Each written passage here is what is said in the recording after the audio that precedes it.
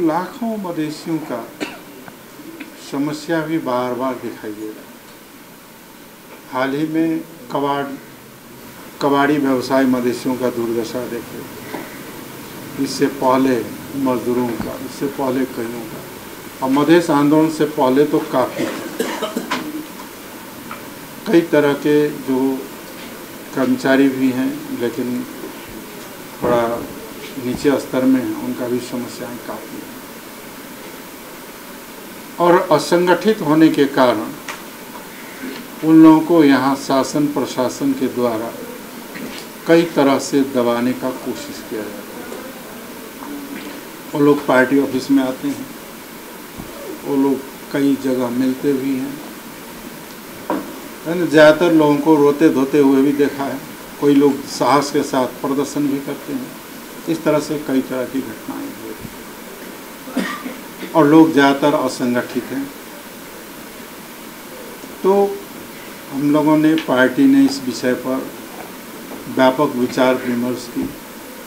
व्यापक विचार विमर्श के बाद यह तय हुआ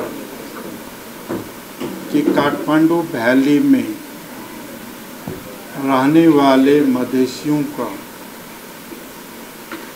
एक संगठन का निर्माण किया गया, उसे संगठित किया गया। वो संगठित होंगे तो ताकतवर होंगे, जब ताकतवर होंगे तो कोई उसे काठमांडू में दबा नहीं पाएगा। अब यहाँ भी देखिए, इसमें भी भेदभाव है। कबाड़ वाले जुलूस निकाले तो लाठीचार्ज हुआ, लेकिन उससे पहले से आज तक कोई जुलूस निकल रहा है, वहाँ छूने वाला भी कोई नहीं। ये भी भेदभाव दिखाई दिया। सरकारी सेवाओं में हर जगह है अभी भी। तो वह सहते जाएंगे, चुपचाप देखते जाएंगे तो और दबा देगा। तो और व्यवसाय में भी उनको व्यवसाय में भी ज़्यादा हस्तक्षेप होना है। इन सारी समस्याओं के समाधान या कैसे हो पाएगा? जब हम संगठित होंगे, जब हम इकट्ठे होंगे तो समाधान होगा। अगर संगठित नहीं हो पाए, हम लोग इकट्ठे नहीं हो सके तो दबा देगा। ये तो निश्चित है। हमारी इतनी बड़ी संख्या रहते हुए भी, है ना, हम लोग एकजुटता नहीं कर पाते हैं, अपने हक के लिए नहीं बोल पा रहे हैं। तो इसलिए पार्टी में बहुत काफ़ी विचार विमर्श सफल हुई और यह तय किया गया कि काठमांडू उपत्यका में रहने वाले मवेशियों को ऑर्गेनाइज्ड किया जाए और उनकी समस्याओं को समाधान के लिए आगे बढ़ाया जाए और उसे पार्टी के साथ जोड़ा जाए, तभी कुछ कर सकते हैं। और इसके लिए जो है यह एक सलाह हुई कि एक बैठक बुलाया जाए औपचारिक, वहाँ एक छलफल किया जाए और एक विशेष समिति, मधेसी विशेष समिति काठमांडू उपत्यका का निर्माण हो और ये समिति बन करके जो लोग मधेसी लोग रहते हैं उन्हें ऑर्गेनाइज करें और उनके ऊपर अगर अन्याय होता है, कहीं दबाया जाता है या इस तरह का घटनाएं होती है तो उसके लिए उनके साथ उठ खड़े और एक महत्वपूर्ण कार्य है। दूसरा है कि देश में मधेसी के अलावा दलित तो मधेसी पहाड़ी सब जगह है, दलित हुआ, पिछड़ा वर्ग हुआ, आदिवासी लोग हैं, अल्पसंख्यक लोग हैं, थारू हैं, कई तरह के जो उत्पीड़ित लोग हैं, जिनको और लोग हैं हम लोगों के जैसा, जिनको दबाया जाता है, उत्पीड़न है, अमानवीय व्यवहार है, उनका भी साथ लें और साथ दें, उनका भी साथ लेना और उनको भी संगठित रूप से साथ देना, ताकि समाज में हो रहे विभेद, असमानता और उत्पीड़न को अंत किया जा सके। इसके दूसरी महत्वपूर्ण पक्ष है। तीसरा महत्वपूर्ण पक्ष है कि जो हमारी संस्कृति है, संस्कृति में विकृति घुसा हुआ है, उसको थोड़ा निकाल बाहर करें। लेकिन जो हमारी पहचान, हमारी संस्कृति, हमारी भाषा, हमारी साहित्य, हमारे अंदर में विविधता है, उन सबों को साथ लेकर के उसको विकास करें। खाली छठ के दिन में एक दिन जमा होने से होने वाला नहीं है। उसको एक संस्थागत रूप से भाषा, संस्कृति, कला, साहित्य को भी विकास करें, अपनी पहचान का भी विकास करें। चौथी बात है कि मुल्क के राजनीति में जहाँ विकृतियाँ हैं, विसंगति है या राज्य के द्वारा गलत होता है, तो हम उठ खड़े हों, वह गलत को गलत कहें और उसके हमारे न्याय के लिए, अधिकार के लिए भी उठ खड़े। मूलभूत इन उद्देश्यों का, मूलभूत उद्देश्य, इन उद्देश्यों का प्राप्ति के लिए काठमांडू में रहे मधेसी समुदाय का बहुत बड़ा भूमिका हो सकता है। हम लोग ने मधेश आंदोलन काठमांडू से ही शुरू किया था। काठमांडू का मंडला में जब हम लोगों ने नेपाल का अंतरिम संविधान 2063 को जला करके यहीं से आंदोलन की शुरुआत की और उस वक्त काठमांडू के मधेश के लोग काफ़ी जागे भी थे। मधेसी समुदाय लोग व्यापार, उद्योग, व्यवसाय में भी काफ़ी लोग हैं जो लोग उस वक्त जागे और बहुत कुछ प्राप्त नहीं। फिर सो गए, फिर तितर बितर हो गए क्योंकि संगठित नहीं हो पाए थे। तो उससे संगठित करके इसे मूर्त रूप दे करके एक संस्थागत रूप से आगे बढ़ाया जाए तो एक शक्ति बनेगी और शक्ति बनेगा तो उसका भूमिका भी बढ़ेगा और वह भूमिका अत्यंत मुल्क के राष्ट्र के निर्माण में, विकास में, अधिकार प्राप्ति के लिए, न्याय के लिए, समानता के लिए वह एक बड़ा महत्वपूर्ण भूमिका जो पार्टी का लक्ष्य भी है ना। यहाँ आप देखते होंगे और अधिक समुदाय के लोग हैं, करीब करीब नेपाल के सभी समुदाय के लोग हैं और हमारा लक्ष्य अपने हक अधिकार की लड़ाई को आगे बढ़ें।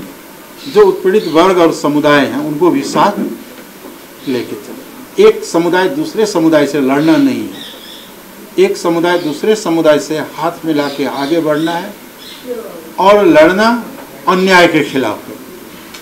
जहाँ अन्याय होगा उसके खिलाफ न्याय के लिए लड़ना है। जहाँ हमारी अधिकार छीनी गई जाती है वहाँ अपने हक के लिए लड़ना है, अपनी पेशागत सुरक्षा के लिए लड़ना है, अपनी पहचान के लिए लड़ना है, समानता और स्वतंत्रता और सामाजिक न्याय के खातिर लड़ना, आगे बढ़ना। यहाँ लिखा ना, आगे बढ़ना है, उसके लिए आगे बढ़ना है। तो इसके खातिर, इस लक्ष्य प्राप्ति के लिए हमें ऑर्गेनाइज्ड होना पड़ेगा। तो ऑर्गेनाइज कौन करेगा? अपने आप तो नहीं हो जाएगा। हमारी ऑर्गेनाइज संस्था के नाम पर सांस्कृतिक संस्था, सामाजिक संस्था से लेकर के कई तरह के इसका शाखाएं बनाई जाती हैं, लेकिन अभी इसका लिए काठमांडू वैली का मूल समिति का निर्माण और इन मूल समिति को निर्माण करें और इसके बाद इन लोगों के बीच में जाएं, इसे विस्तार करें। विस्तार करने के बाद 3-4-5 महीने के बाद, 5-6 महीने के बाद फिर हम लोग उस समिति का विस्तार और पुनर्गठन करेंगे और इस तरह से कई शाखाएं इनका बाद में बनाया जाएगा। इस तरह एक स्ट्रॉन्ग, एक मजबूत नेटवर्क काठमांडू में निर्माण करना है, जिसका राजनीतिक महत्व भी है, सामाजिक महत्व भी है, सांस्कृतिक महत्व भी है आपसी एकता का महत्व भी है, और जो शासक वर्ग की जो नज़रिया है हम लोगों के प्रति, वह नज़रिया को बदलने में भी कामयाब है। यह काठमांडू का इतना महत्वपूर्ण जगह है। देख आपने देखा कबाड़ी वाले को, आपने देखा मीटर ब्याजी सब कहाँ से आते थे, सारा मधेसी समस्या यहाँ आते थे, और यहाँ के मधेसी लोग तमाशा देखते थे। कई तरह का दलितों का आंदोलन हो रहा है, हम लोग कोई मदद नहीं कर पा रहे हैं।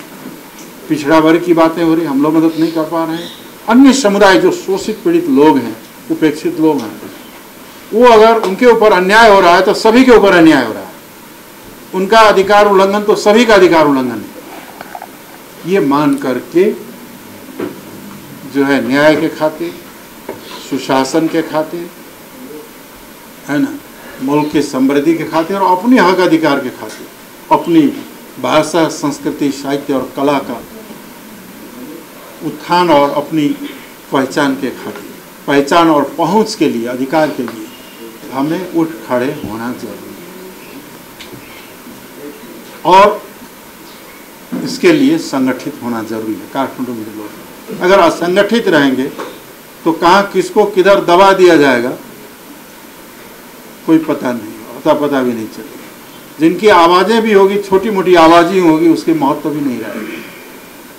तो इसलिए ये जरूरी है और समय की मांग है, इसलिए संगठित किया जाए और इस पे बहुत सोच विचार विमर्श हो कि संगठन का निर्माण करें, जिसका नाम जो है यही रखने का एक प्रस्ताव है। ये भी अंतिम नहीं है, लेकिन प्रस्ताव है कि मधेसी विशेष समिति काठमांडू उपत्यका, इस नाम से संगठित किया जाए। क्योंकि सभी प्रदेश में अपनाना है तो काठमांडू वैली का एक प्रदेश के बराबर मान ले हम लोग,